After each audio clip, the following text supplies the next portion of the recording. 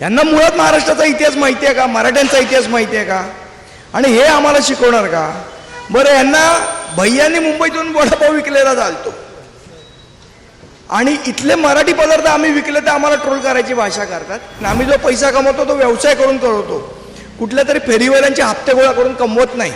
जे आरोप करतात ना त्यांनी सांगावं त्यांचा उद्योगधंदा काय आहे.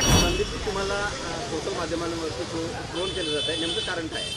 तर मुळात असं आहे, जे ट्रोल करणारे आहेत यांच्या बुद्धीची दिवाळखोरी, मला असं वाटतं बौद्धिक दिवाळखोरी इथे दिसते.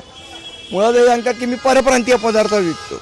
आता यांना इतिहास माहीत नाही, हे परप्रांतीय लोक माझ्यावर आरोप करत आहेत. मुळात इतिहास असा आहे, 1724 साली मल्हारराव होळकर यांना इंदोरची सुभेदारी ही पहिल्या तोरल्या बाजीराव पेशव्यांनी दिली. त्यानंतर मराठ्यांचं राज्य हे इंदोरवर होतं, ग्वाल्हेरला होतं आणि तिकडचे हे पदार्थ आहेत. आजही तुम्ही माझ्या रेस्टॉरंटमध्ये बघाल तर अहिल्याबाई होळकरांचा फोटो लावलेला आहे. आता अहिल्याबाई होळकर आणि होळकर कधीपासून परप्रांतीय झाले? हे दक्षिणेतनं काही आलेले भाजपचे पदाधिकारी मला ट्रोल करत आहेत.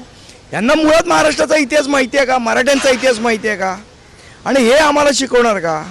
बरं, यांना भैयांनी मुंबईतून वडापाव विकलेला चालतो आणि इथले मराठी पदार्थ आम्ही विकले तर आम्हाला ट्रोल करायची भाषा करतात.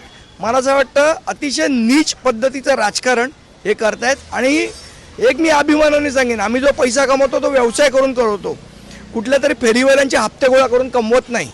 जे आरोप करतायत ना त्यांनी सांगावं त्यांचा उद्योगधंदा काय आहे.